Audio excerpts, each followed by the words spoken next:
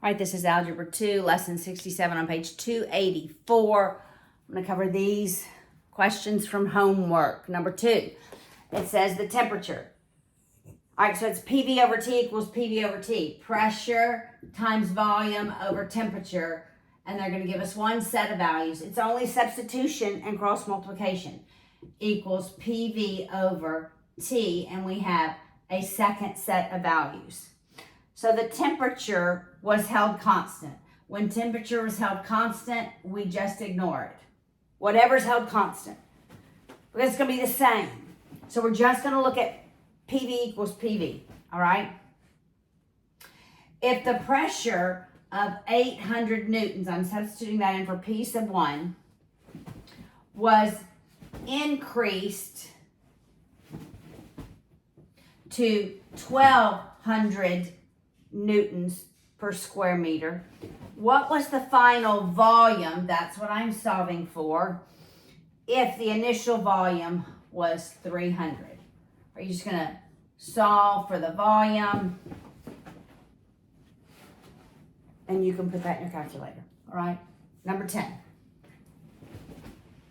Problem 10.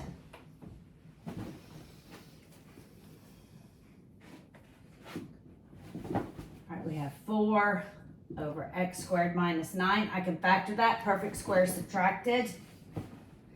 Plus 2 over x minus 3. All right, x squared minus 9 factored is x plus 3 times x minus 3. I want a common denominator, no equal sign, common denominator. I have this term in both denominators. I need this term over here. So I multiply this term by x plus 3 over x plus 3 because I change the value if I don't multiply by what is the value of 1. And x plus 3 over x plus 3 is 1. So I'm going to distribute the 2.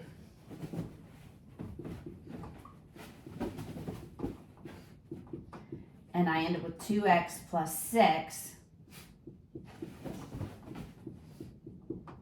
Then I combine my numerators. It's going to be 2x plus 10 over that denominator. All right, I'm going to move on to number 20. Solve by completing the square.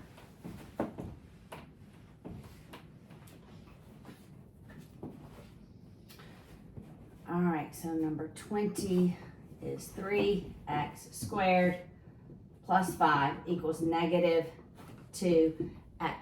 I need all the terms on the left-hand side in descending exponential order, so I'm going to add the 2x to both sides. So I end up with 3x squared plus 2x plus 5 equals 0.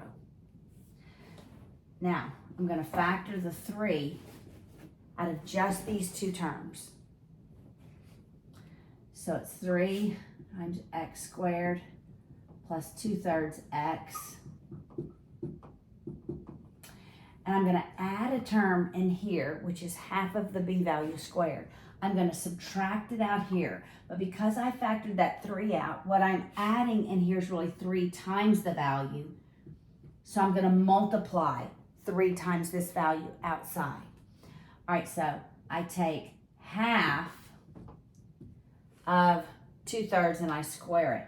Well, that is the same thing as 1/3 squared, which is 1/9. I'm just going to add 1/9 here, put 1/9 here. Now my binomial squared, this becomes x plus 1/3 squared, right? It's just half of your b value, not the squared. Then we have plus 5. That'd be minus 3/9, which is the same thing as 1/3.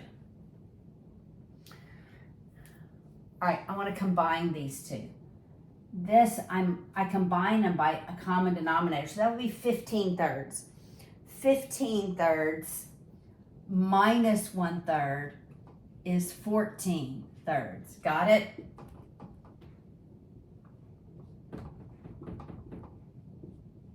I'm going to move that to the other side through subtraction. And I end up with 3 times x plus 1/3 squared is negative 14 thirds. I don't want the 3 here before I take the square root, so I'm going to multiply both sides by 1/3. Remember, I could divide by 3, but multiplying by 1/3 is the same thing. All right, so I end up with x plus 1/3 squared is negative 14 ninths. Now I take the square root of both sides. I end up with x plus 1/3. This is plus and minus. This negative becomes I, because it's the square root of negative 1. I'm going to leave the square root of 14 in the numerator. I'm going to unsquare 9 and make it 3. I'll move that I to the back in a minute. I'm going to subtract 1/3. X is negative 1/3 plus minus the square root of 14 thirds I. That's your final answer. All right, number 21.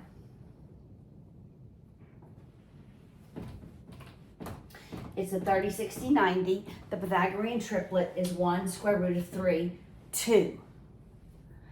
And here's the triangle. 5xy. Here's 35xy. Okay, 5 is opposite the 60. Let me just write this down. It's 1 square root of 3, 2. So I want to always go back to the opposite 30. All right, so I want to go opposite 60 to opposite 30. So I divide by square root of 3, because square root of 3 divided by square root of 3 is 1. So I'm going to take the 5 divided by square root of 3. But I'm not going to leave the radical in the denominator. So I'm going to multiply by square root of 3 over square root of 3, which is 5 square root of 3 over 3. All right, so x is 5 square root of 3 over 3. Now I want to go from the 30 to opposite the 90, so I multiply by 2. When I multiply by 2, I'm just multiplying the 5 by 2. So y is 10 square root of 3 over 3.